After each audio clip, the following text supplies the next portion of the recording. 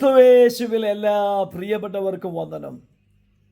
ഇന്നത്തെ അനുദിനവനയിൽ കർത്താവ് നമ്മോട് ഇടപെടുന്ന ദൈവത്തിൻ്റെ ശബ്ദം കർത്താവ് നൽകിയ അതിമഹത്തരമായ ഒരു വാഗ്ദത്തമാണ്.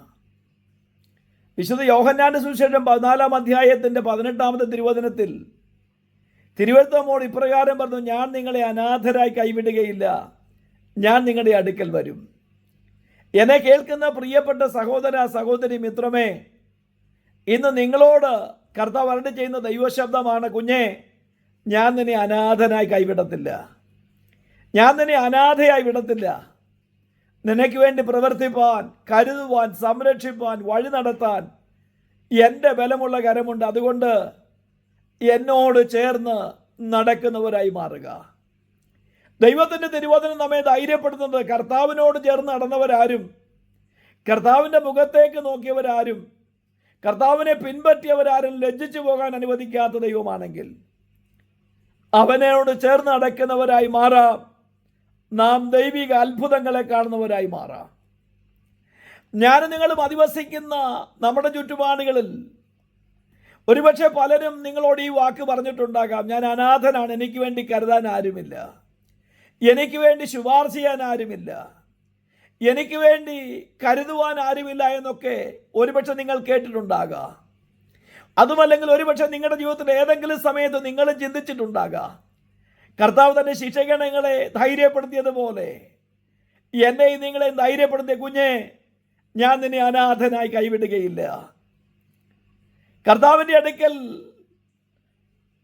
കൂടെ നടന്ന ശിക്ഷകണങ്ങളെ അക്കരയ്ക്ക് പോകാൻ കർത്താവ് അയക്കുമ്പോൾ അവരുടെ യാത്രയിൽ കടന്നു പോകുന്നത് വളരെ പ്രതികൂല സാഹചര്യത്തിലൂടെ, കാറ്റും കോളും അവരെ മുൻപോട്ട് വിടാൻ കഴിയാതെ അവർ തിരകളുടെ നടുവിൽ തണ്ട് വലിച്ച് തളർന്നിരിക്കുമ്പോൾ കർത്താവ് അവരുടെ അടുക്കിലേക്ക് ഇറങ്ങിച്ചെന്ന് അവരെ ധൈര്യപ്പെടുത്തി അവരെ ലക്ഷ്യത്തിലേക്ക് എത്തിച്ചെങ്കിൽ വിളിച്ച കർത്താവ് നിന്നെ അനാഥനായി കൈവിടത്തില്ല. 38 വർഷക്കാലം കുളക്കരയിൽ കിടന്ന ഒരു മനുഷ്യൻ ബത്സയിദ കുളക്കരയിൽ സൗഖ്യമുണ്ടെന്ന് പറഞ്ഞു വന്നതാ. തൻ്റെ കണ്ണുകൾ കൊണ്ട് പലരും സൗഖ്യപ്പെടുന്ന കണ്ടു. പക്ഷേ കഴിഞ്ഞ 38 വർഷമായി തനിക്ക് ആ കുളത്തിലിറങ്ങാൻ കഴിയാത്തത് മറ്റൊന്നും കൊണ്ടല്ല, തന്നെ സഹായിപ്പാൻ ആരുമില്ല. താൻ അനാഥമായി കിടക്കുകയാണ്. ആർക്കും സഹായിപ്പാനില്ലാത്തവൻ്റെ അടുക്കിലേക്ക് യേശു കർത്താവ് വന്ന് അവൻ്റെ അനാഥത്വത്തെ മാറ്റി അവനെ സനാഥനാക്കി അവനെ ധൈര്യത്തോടെ അവൻ്റെ അവസ്ഥയിൽ നിന്ന് പുറപ്പെടുവിച്ച് പുറത്തു കൊണ്ടുവന്നെങ്കിൽ, എന്നെ കേൾക്കുന്ന പ്രിയ ദൈവ പൈതലേ, എനിക്കും നിങ്ങൾക്കും വേണ്ടി പ്രവർത്തിപ്പാൻ കർത്താവിൻ്റെ കരമുണ്ട്. അതുകൊണ്ട് നമുക്ക് കർത്താവിൽ ആശ്രയിക്കാം, അവനിൽ തന്നെ ശരണപ്പെടാം.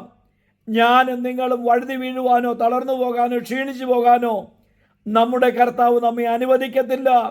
അവൻ നിശ്ചയമായി നമ്മെ ജയത്തോടെ നടത്തുന്ന നല്ല കർത്താവാകിയാൽ ആ പൊന്നു പാതാരം നിങ്ങൾ നമുക്ക് താണിരിക്കാം. കർത്താവിന് മഹത്വം കരേറ്റാം. God bless you all.